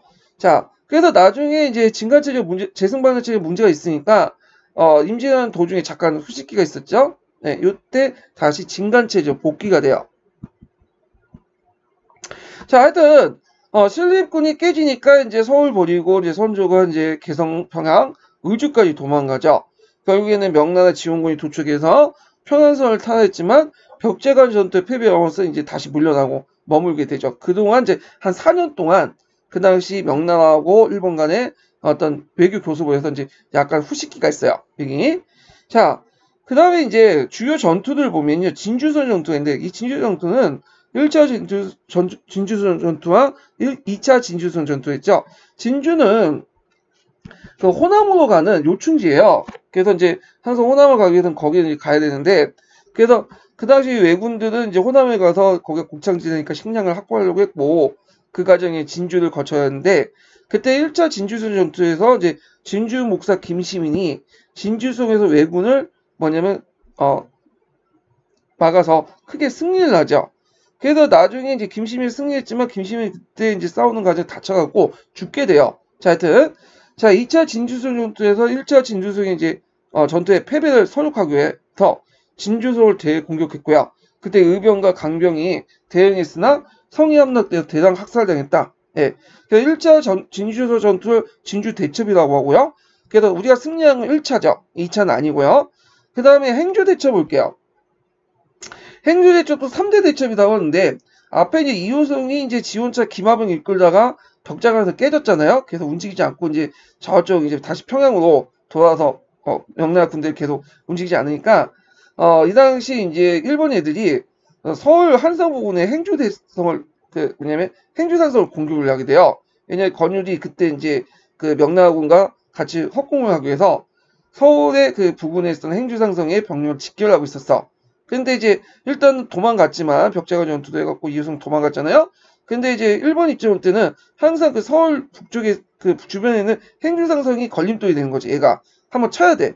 그래갖고 병력을 집결해서 행정상성을 집결해서 이제 공격을 했지만, 자 그때 이제 권율 장군이 국민의 합동을 통해서 왜군을 격퇴했다. 그래서 이때 이제 하차 같은 다양한 무기로 전투를 승리했죠. 그래서 참고로 우리나라는 우리 조총 때문에 깨졌다고 했잖아요. 조총 덴포라고 하죠. 예. 그래서 이 덴포 철기군한테 깨졌다 해서 이제 하얀 무기가 우리가 좀 약간 일본보다 약할 거라고 생각하지만 개인화기 측면에서 조총이 약한 거지. 조총한테 약한 거지. 나머지 대포라든지 그 다음에 하차 이런 것들은 오히려 뭐냐면 그 조선이 강했어요. 예. 그래서 일본 애들은 그 조총 중심으로 운영했어. 대포도 알고 있었어. 대포도 좀 있었고. 그렇지만 대포 같은 거 하약량이 많이 쓰잖아요. 근데 이제 하약을 만들려면 일본에서 이제 제일 필요한 게 그다음 초산이었거든요. 하약 만드는데 질산칼륨. 그래서 지금 질산칼륨은 이제 뭐 암모니아를 압축해갖고 만들 수 있죠. 공기 중에. 근데 그 당시에는 주로 이제 질산칼륨을 이제 만들려면 초석을 이용해갖고 만들었던 거예요. 근데 초석이 주로 중국이나 인도, 남미 지역 같이 몇 군데 한정돼서만 나와. 그러니까 일본이 입장 올 때는 이제 초석 구하기가 좀 힘들었겠죠. 중국과 교육이 좀 약간 안 됐었던 시대니까. 그러니까 하약량을 좀 적게 쓰면서도 뭐냐면 좀 효용성 있는 조총 중심의 운영을 많이 했고요. 자, 우리나라 같은 조총보다는 좀 대규모 상상을 하거나 아니면 진을 무너뜨리는데 그런 것들 했던 대포 중심으로 운영이 됐어요. 그래서 하약 무기에서 올 땐 조총 같은 개인 화병이 뛰어나지 못했지만 하차 같은 그 다음에 뭐 포 같은 것들은 상당히 일본보다 더 뛰어났어. 그래서 이런 이제 하약 무기 다양한 비결 지천내라든지 하차 이런 것들 동원해서 뭐냐면 격파하죠. 그리고 참고로 이제 조총도 나중에 항해들을 통해서 우리 수소 만들게 되죠. 그래서 나중에 이제 그게 그걸 이용을 하게 되고 나중에 조선후기 때 들어가면 일본이나 중국보다 이 조총을 더 많이 만들어요. 더 잘 만들고. 예, 일본은 나중에 전국시대 때 조총 많이 사용했지 에도시대 때 들어가면 조총을 잘 안 사용해요. 근데 전쟁이 없었잖아. 그리고 조총을 많이 만들 필요 없죠. 많이 만들어봤자 뭐냐면 또 다이모트 반란을 일으킬 수 있는 거잖아요. 오히려 조총은 그냥 약만 딱 만들어 놓고 안 만들어. 그 다음에 나중에 이제 조총 기술이 이제 쇠퇴하게 되고 오히려 역수입돼. 조선에 만든 조총이 잘 만들었다 해갖고 일본에 수출이 돼요. 예. 자, 하여튼 수건의 승리해보자. 수건하면 당연히 이순신이죠. 이순신은 23번 싸웠는데 연전 연승을 했어. 무패죠. 그래서 이제 옥보해전은 이제 최초의 해전이었고 사천해전에서 이제 그 사천포해전은 격국선을 처음으로 사용했고요. 한산도 대첩 같은 예전 시험 문제 나오는데 하기진을 두죠. 그래갖고 이제 적을 이제 위인한 다음에 이렇게 해갖고 학이 마치 그 뭐냐면 날개를 펼치는 것처럼 이렇게 적을 이렇게 감싸나. 그래서 저기 보면 여기 함왕을 형성해갖고 대포를 두들기죠. 막 쏴대고 그래서 몰살시키고. 근데 여기 하객진은 이제 있었는데 이 하객진이 또 특히 뭐 학산도 때 하객진 하나만 친 게 아니라 두 개를 쳤어. 이렇게 쌍액진을 친 거지. 그러니까 이제 여기 일본군들이 와가지고 완전히 고립이 돼가지고 어떻게 돼요? 전멸을 해버린 거지. 그래서 이때부터 이제 뭐냐면 해상권 완전히 조선 수군이 장악하고요. 그렇지만 그 선조는 왜 더 이상 안 나가냐? 왜 한산도에 머물리냐? 이렇게 막 하면서 나가라고요. 근데 이순신 입장일 때는 한산도 해군 가지고는 뭐냐면 한산도 나오면 깨진다. 밖에 나가면. 왜냐면 육군이 같이 이제 주변에 그 해안가를 돌면서 외성을 캐가면서 같이 나가야 되는데 잘못했다가는 뭐냐면 외성에서 대포 쏘고 하면 어떡하냐? 그래가지고 이제 안 나간다고. 그러니까 이제 이거에 대해서 뭐냐면 그 선조가 열받아갖고 얘를 이제 뭐냐면 해임을 시키죠. 그렇지만 나중에 이제 시청령 해전에 완전 깨진 다음에 다시 등용했고 그때 12척밖에 없었고 또 13척이나 쓰이죠.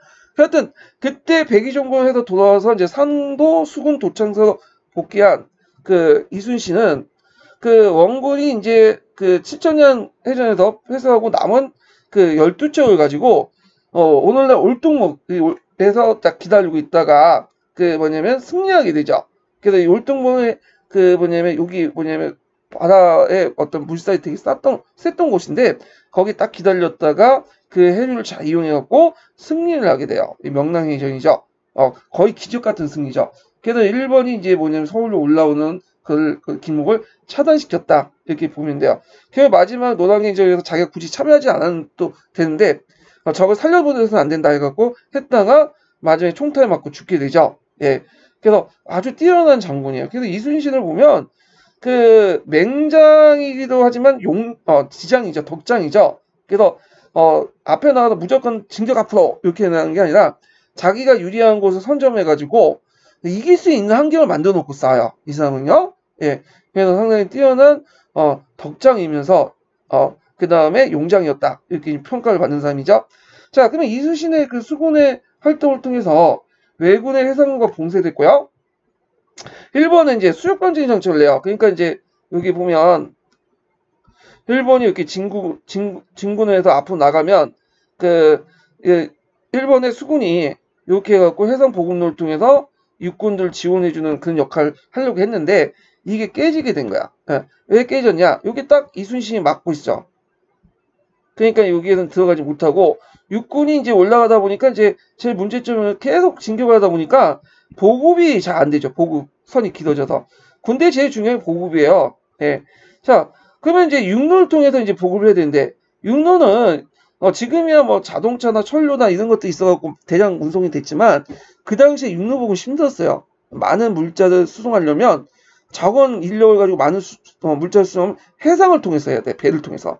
그래서 일부 보급을 하더라도 누구한테 곳곳에 습격을 받아요. 그렇죠. 의병들로부터 습격을 받게 되죠.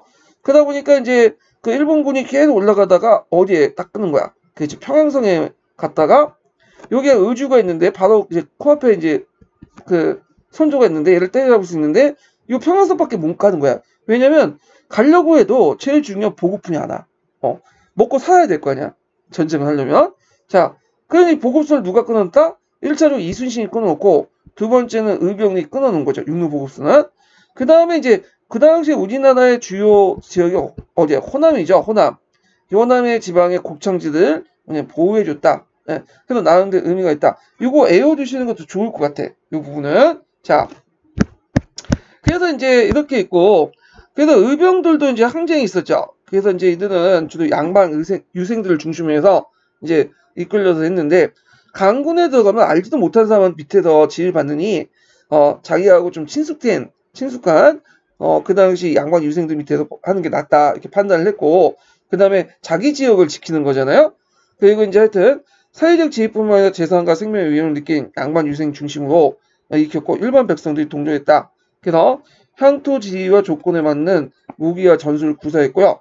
매복, 기습, 위장 같은 유격 전술을 했어요. 그래갖고 이제 그 전면전을 하는 것보다는 주로 적이 쳐오면 되게 소규모 부대들을 이제 노려요. 일본 애들 특징은 50명 단위의 부대 이하는 되게 약해. 근데 50명 단위 부대로 넘어가면 얘네들 이제 밀집 그 대형을 형성해서 조총병들이 이제 막 집단 사격하고 전략 전술을 하기 때문에 50명 이하의 이제 소규모 보급 부대들이죠. 요런 부대들 이제 노리는 거죠. 그래서 숨어 있다가 풀밭에 숨어 있다가 달려들어. 예. 그래갖고 이제 근접적으로 죽이는 거야. 그러면 요때 이제 그 부대들은 뭐 이렇게 이제 총을 쏠 수 없겠죠. 갑자기 들어오니까. 그래서 총이라는 거는 장전하고 이렇게 시간이 있어야 될 거냐? 예. 그리고 이제 여기 보면 하산을 쏘고 뭐냐면 어느 좀 진을 뺀 다음 공격했기 때문에 뭐 어리부리한 상태에서 공격했기 때문에 크게 이길 수 있었죠. 자, 하여튼 유격 전술을 통해서 주로 사용했고 대표적인 의병장 보면 조연, 각재우, 그다음 홍희 장군 유명했죠. 고경려, 김청일, 전문구 이렇게 있는데 이름을 좀 외우는 각재우 같은 사람들, 경상도 여기 주로 진주 부분에서 활동했던 사람들이고요. 고경려는 전라도에서 좀 활동했고 이게 나중에 이제 선조가 이제 영모 사건을 엮여서 고경려 억울하게 죽긴 해요. 그 다음에 정문부라고 해서 이제 한경도에서 있는데 이 사람은 뭘로 유명하냐면 북한대천비로 유명해요. 북한대천비. 북한대천비. 북한은 이제 오늘날 한경도를 얘기해요. 한경도에서 일본군을 격파한 유명한 그 장군이죠. 정문부의 고향은 원래 한경도가 아니에요. 거기 잠깐 있었다가 이제 거기 의병을 이제 지도를 했던 거고, 제가 이제 예전에 중학교에 있었는데, 의정부에 그 의정부 거기에 이제 정문부 생가가 있고 모지도 있더라고요. 그래서 그쪽 정씨 집안에서 맨날 장학금 주라고 우리 학교에 뭐 여러 가지 이제 장학금 내려보내고 그랬는데, 자, 하여튼 그리고 북한 대첩은 또 유명한 게 나중에 일본으로 갔다가 한 10년 전에 돌아왔죠. 예.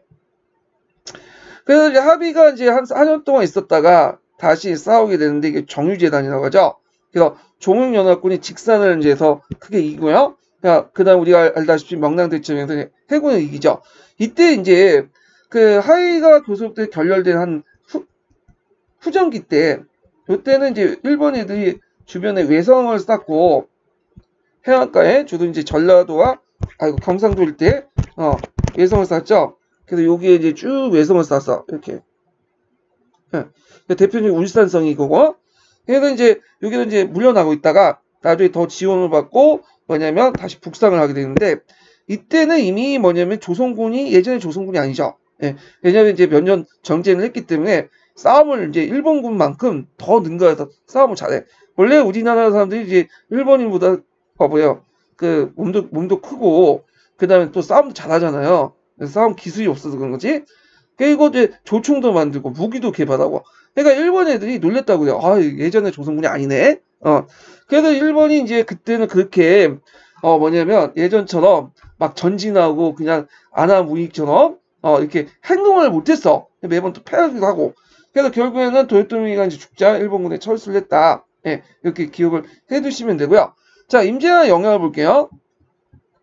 자, 임진왜란 영향 관련된 내용이 예전 시험 문제 나왔죠. 자, 일단은 조선사회가 이제 농촌사회 파탄돼서 인구 감소, 유민화, 농지 항폐화, 기근이 이제 만연하고요. 밀란도 일어나고, 경제적 혼란됐죠. 국가 재정이 악화되고, 뭐 호적 토지 대장이 손실이 되고요. 신분제가 해제됐어. 그래서 노비 문서가 소각되고요. 전쟁 중에. 그리고 전쟁 중에 재정 조달 방법으로 이제 식량이 많이 부족하니까 납속책을 발행했죠. 식량을 내면 그 당시 이제 수집 명천, 그래서 벗을 주거나 천인의 경우에 양민화 시켜주는 그런 정책들. 그래서 그 당시 잠깐 이제 서울들이 문무관직을 진입을 했어요. 물론 나중에 중단이 되지만. 예. 그래서 조선전기가 이렇게 조선시대 때 임진왜란이 계기해갖고 엄격한 신분체제가 붕괴되고, 그것이 이제 임진왜란뿐만 아니라 병자호란을 계기해갖고 양날개 더 붕괴되죠. 그래서 이제 조선의 사대부들이 생각한 게 무슨 의식이 강한, 성리학적인 어떤 지배질서 강화, 이런 것들을 했죠. 성리학적 지배질서는 예전부터 있었는데, 예전은 주로 지배층만 항쟁됐어. 정치 부분만. 근데 이걸 이제 뭐냐면 피지배층, 일반민들, 그 다음 일상생활에서도 이 성리학적 윤리의식을 강화시켜 나가죠. 예, 이거는 나중에 이제 좀 얘기할게요. 자, 문화 군사적으로 볼 때 문화재가 많이 소실되고 전술 무기 발달을 촉진하죠. 왜냐면 싸우다 보니까. 그 다음에 이제 강남범법, 그러니까 절강범법이죠. 절강범법 첫 개강에 뭐냐면 기호신서가 들어와요. 그래서 그때 이제 뭐냐면 소곡법이라는 소규모 단위의 부대들, 원항진 전술 방법 이런 것들이 들어오게 되죠. 자, 그 다음에 일본은 그러니까 중국은 정권 교체 계기가 되죠. 일본은 그때 전쟁에 참여하지 않았던 도쿠가 이에야스가 이제 도쿠가 막부를 에도 막부를 열게 되고요. 그래서 우리나라에 임진할 때 우리나라에서 많은 기술자, 학자들 잡아왔잖아요. 그래서 인쇄술, 요, 성약 이런 것들이 발전돼. 그래갖고 이제 성약 같은 게 에도 시대 때 간학화되죠. 요거는 이제 도자기인데, 도자기 하면 생각하는 게 아디따 도자기, 일본에. 그래서 이 임진하기 위해서 도자기 기술이 상당히 진일보해야 돼요. 그래서 일본이 그 17세기 이후에 도자기 시장을 완전히 장악을 해요. 예전에 도자기 하면 차이나였죠. 중국 도자기. 근데 중국이 명청시기 때 혼란기에 빠지고 하다 보니까 그 일본이 이제 그 틈을 놓아서 일본 도자기가 널리 유럽에 확대돼 나가죠. 이 아디따 도자기를 만든 그 선조 이삼평인가? 그 사람이죠. 조선인 도공이죠. 자, 뭐 이렇게 이제 발전했고, 그래서 조선과 외가 외국 단절을 했죠. 그러다가 이제 나중에 강해군 때 세안 문제가 국교가 회복이 돼요. 세안 문제라는 것은 그 당시 포로들을 데리고 와야 되잖아. 그래갖고 이제 여러 번 이제 사신이 왔다 갔다 하면서 이제 세안사가 오면서 이제 국교가 자연스럽게 회복이 됐다. 그래갖고 이게 이제 세안사가 이제 나중에 통신사로 이름이 바뀌죠. 근데 강해군 입장할 때는 그럴 수밖에 없었던 게 그 당시 조선은 그 당시 국제정치가 상당히 국제정치가 별로 안 좋았어요. 여기 북쪽에 누가 있었어? 후금이 등장했고 비록 침략 이산 없지만 에도 시대가 이제 에도 맡고 있었죠. 그러니까 이제 강해군 입장할 때는 후금을 대비해야 되죠. 물론 중립정책을 했지만 언제 또 쳐들어올 수 있으니까 여기를 대비를 했는데 에도 막부를 적으로 만들어버리면 어떻게 양쪽에서 공격을 받게 돼요. 그러니까 이제 이 사람은 실리주의 때문에 이러면 안 되겠다 해가지고 일단 에도 막부와 국교 수립하고 나서 후금 방비에 항상 신경을 써야 되겠다 해서 이제 에도 막부와 손을 잡게 된 거죠. 외교 관계를. 일본도 그 에도 막부 때는 우리가 이제 그 세국 정책이라고 해서 다른 나라와 이제 통상을 좀 안 했죠. 별로. 물론 몇 군데 열어놓고 통상을 하고 있지만 이제 거의 대부분 통상을 이제 막아놨잖아요. 자, 근데 이제 유일하게 이제 뭐냐면 그다음 국교가 수입됐던 나라는 어떤 나라냐면 조선이었어. 나머지 뭐 중국이나 그다음에 네덜란드 그다음에 이런 나라들은 통상만 한 거지 정식적인 국교가 없었어요. 예. 근데 우리나라에서는 우리나라만 국교 수입을 했던 거죠. 자, 그럼 일본사 할 때 좀 더 얘기를 하고 중국 같은 경우에는 명의세태하고요. 그 당시 명나라가 이제 만주를 관리하고 있었는데 임진할 때 만주 관리가 잘 안 됐던 거야. 그래서 이제 만주족들을 이제 좀 분열시키고 큰 세력을 이제 성장을 막으려고 했던데 그걸 관리를 못하는 사이에 청나라에서 이제 만주족에서 누르하치라는 사람 있죠. 누르하치가 이제 등장하면서 그 주변에 있는 만주족을 통합을 하고 중국이 제일 원하지 않는 방향으로 나간 거죠. 그리고 나서 결국엔 후궁을 세우고 그 뒤에 이제 청나라를 또 그 아들 홍태지가 세우면서 이제 청나라가 명을 공격해서 멸망을 시켰죠. 물론 이자성이 멸망을 시켰지만 명나라를 이제 그 뭐냐면 그 이재성 세력을 토벌하고 명의 자녀 세력들을 다 토벌하는 세력들은 청이죠. 그래서 이제 중국의 대륙이 중국의 주인이 명예에서 청으로 넘어가게 되죠. 자, 그래서 이제 이렇게 해서 한번 임진왜란과 그 영향까지 한번 쭉 살펴봤어요. 자, 그러면 관련 문제들을 이제 좀 봐야 되겠죠. 자, 그러면 기출문제를 좀 펴보시고 자, 9번하고 10번 문제를 볼게요. 자, 9번은 외란의 영향이 아닌 것은 이렇게 있는데 자, 강해군과 북인 정권은 친명 배금 정책을 강화했다. 이거 틀리죠. 일단은 뭐 이거는 사실관계 틀려. 일단은 뭐 영향은 좀 아닌 것 같고 이것도 중립 정책을 했죠. 네, 영향도 아니고 사실관계도 또 뭐냐면 아니죠. 또 자, 오랜 전쟁 인구가 격감되고 농촌에서 크게 황폐해졌다. 일본에서 정권을 바뀌고 에도막부로 바뀌죠. 조선인 학자들 그래서 이제 성리학이 이제 가난 같은 사람들을 통해서 이제 유입이 되고 그다음 기술자를 납치해서 그 문화를 크게 발달시켰다. 맞죠? 그냥 토지대장과 호적이 거의 소실되어 조세 요역의 그 징발과 신분의 구분이 곤란했다. 예, 맞죠? 그래서 이제 외난 영향이 아닌 거는데 이렇게 객관식 나오면 쉬운데 주관식 하라고 하면 좀 약간 어렵게 나올 수도 있어요. 자, 예를 들어 뭐 경제적 측면에서나 그다음에 사회적 측면에서나 뭐 대외관계 측면에서나 이렇게 나올 수 있으니까 좀 정리를 해주시고요. 자, 10번을 볼게요. 자, 가와마는 임진왜란의 상황을 모사한 거다. 이에 대한 설명이 옳지 않은 것은, 자, 이거는 임진왜란의 3대 대첩을 이제 얘기하는 거야. 자, 우리 임진왜란 3대 대첩 뭐죠? 진주대첩, 한산도 대첩, 행주대첩 이렇게 이제 볼 수가 있겠죠. 자, 그러면 가를 보면 권인시 부대가 들어오자 배수진을 치고 있던 신립은 비장한 각오로 전투에 임하였다. 일본군은 일본이 단원력에 따라서 길을 나누어 공격할 조총을 써야 되자 신립은 적진에 돌파하고 있지만 실패하고 달천강에 투신하였다. 이렇게 하죠.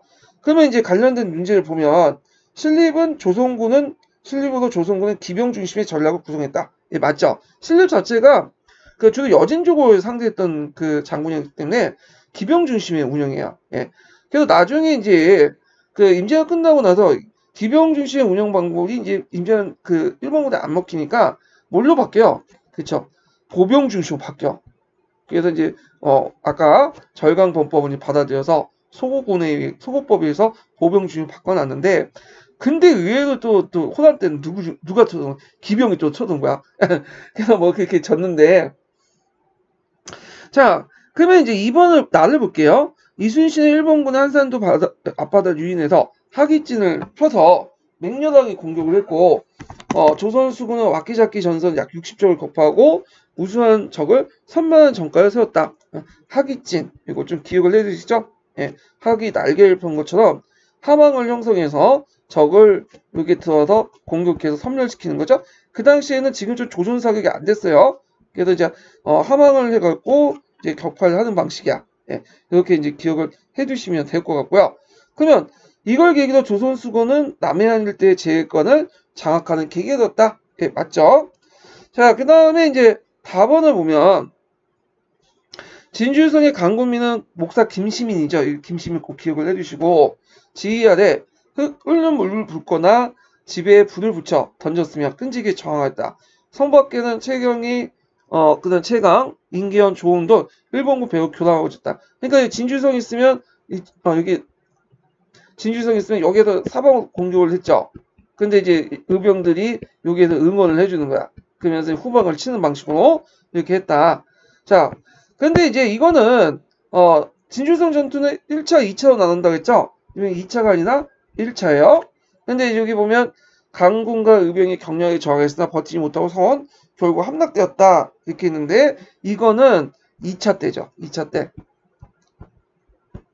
예. 자, 그 다음에 이제 나를 보면 이거 틀린 거죠? 나를 볼게요. 건윤의 부대는 정예병 4,000명을 뽑아서 행주산 위에 진을 치고 있었다. 고니시 구다리 지하는 일본군의 공세가 시작되자 건윤은 강군과 그 당시 의성군, 의병이죠? 이런 걸 동원해서 하차, 그러니까 진천래, 비교 진천래죠? 총투구를 동원해서 이제 소화대 분전했다. 그래서 승리했죠. 그래서 일본군의 북진을 저지하고 서울 초병을 서는 계기가 되었죠. 그래서 이제 요거 기억을 해두시고 자, 그 다음에 말을 보면 선조는 이호성의 기호신서의 신법을 활용하는 것이 그 일본군을 방어하는데 상책이라는 말을 듣고 은밀히 그 병소를 구입해서 유성룡에 보였다. 자, 유성룡에 보였다. 기호신서라는 건 척계강이 이제 저술한 건데 이게 이제 척계강이 어떤 인물이냐면 유명하죠. 첫 번째는 이제 강남의 왜구들을 후기 왜구죠. 왜구를 이제 격퇴했던 사람이고 두 번째 우리가 이제 알고 있는 명나라 만리장성을 또 쌓고 몽고군과 싸웠던 유명한 사람이야. 그러니까 북로 남해에 큰 격퇴하는데 큰 공헌을 했던 사람인데 이 사람이 이제 일본군과 싸우는 과정에서 왜군과 싸우는 과정에서 이 왜군대 특징을 파악하고 기호신서를 쓴 거야. 그래가지고 그 기호신서의 이제 조직 방법은 소고법을 입각해서 조직하죠. 네. 근데 주의하고 소고군은 비슷한 개념이 아니에요. 다른 거예요. 이거는 소고법은 기호신서에 나온 소부대 단위의 조직 방법이고 소고군은 지방군을 얘기한 거예요. 물론 지방군 소고군도 소고법을 이제 채용했지만 소고군만 소고법을 채용한 건 아니죠. 원룡동원도 그렇게 소고법을 채용했고 그리고 원거리 그러니까 근접전을 할 경우에는 일본군 싸울 수 없잖아. 일본군하고. 얘네들이 싸움을 되게 잘하니까. 칼싸움도 잘하고. 그러니까 이제 그 일반 농민들 뽑아가지고 했던 사람들에게 훈련을 또 시킬 수 없고 장시간에. 그러니까 일본의 일본군 한 명의 그 동작들을 막기 위해서 한 사람한테 그걸 이제 대응하는 게 아니라 12개를 이제 나눠가고 하나로 나눠가고 팀을 이루는 거야. 그래갖고 보통 이제 조장 한 명 있으면 이제 앞에 등패수가 있고요. 칼과 이제 방패를 갖고 있는 등패수가 있고, 그 다음 뒤에 낭선이 있어요. 낭선. 낭선은 이 가지가 이렇게 이상한 가지로 이렇게 막 있는 무기를 들고 있는 사람이 있고, 그 다음에 이제 우리가 이제 삼지창이라고 알고 있는 장창 부대가 있어. 장창 부대. 그래서 이제 적이 한 명 오면 등패수가 공격을 하고, 그 다음에 이제 와서 낭선이 와가지고 먼저 낭선이 와서 적을 이제 흩어놓는 거죠. 이걸 통해서 이상한 가지를 통해서 가지는 다 새가 달려 있고요. 그럴 때 이제 혼란할 때 등패수가 뒤에서 공격하고 장창이 와서 이제 찌르고 죽이는 방법이에요. 자, 이게 이제 원왕진이라고 하는 건데, 이 원왕진은 아까 전에 한 명이 했던 그 동작을 이렇게 그 등패수 2명, 낭선 2명, 그 다음에 그 삼지창을 두고 있는 장창을 두고 있는 그 4명, 그래갖고 8명이죠. 그 조장 1명, 그 다음에 거기에 이제 뭐냐면 제일 중요한 밥이죠. 예, 주방장 해갖고 10명이 시민이 쪽은 이제 나눠갖고 갖게 하는 거야. 그러니까 실제 전투는 이제 8명이 나눠갖고 이제 하는 거죠. 그러니까 근접전 할 때는 이런 식으로 적을 죽이고, 원거리를 할 경우에는 블랑키포라든지 그 다음에 이제 홍위포를 동원해갖고 적을 쳐부시는 거죠. 이런 방법이 이제 외적에서는 상당히 왜군에게는 유효하다. 그래갖고 이것이 상당히 크게 성공을 했어요. 결국에는 이제 뭐냐면 이걸 적극적으로 받아들여서 우리나라 군부대를 조직을 하고 종전의 기병 중심에서 보병 중심으로 재편하면서 이런 소고법의 어떤 조직 방법을 받아들인 거죠. 예.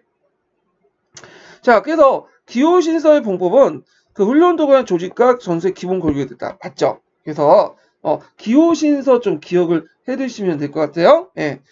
자, 그래서 이제 이렇게 해서 이제 틀린 거 쳐니까 3번이 되겠죠? 예. 그래서 이제 오늘은 여기까지 이제 하고요. 다음 시간에는 문제 11번 문제를 이제 풀어볼게요. 예. 오늘 수고하셨습니다.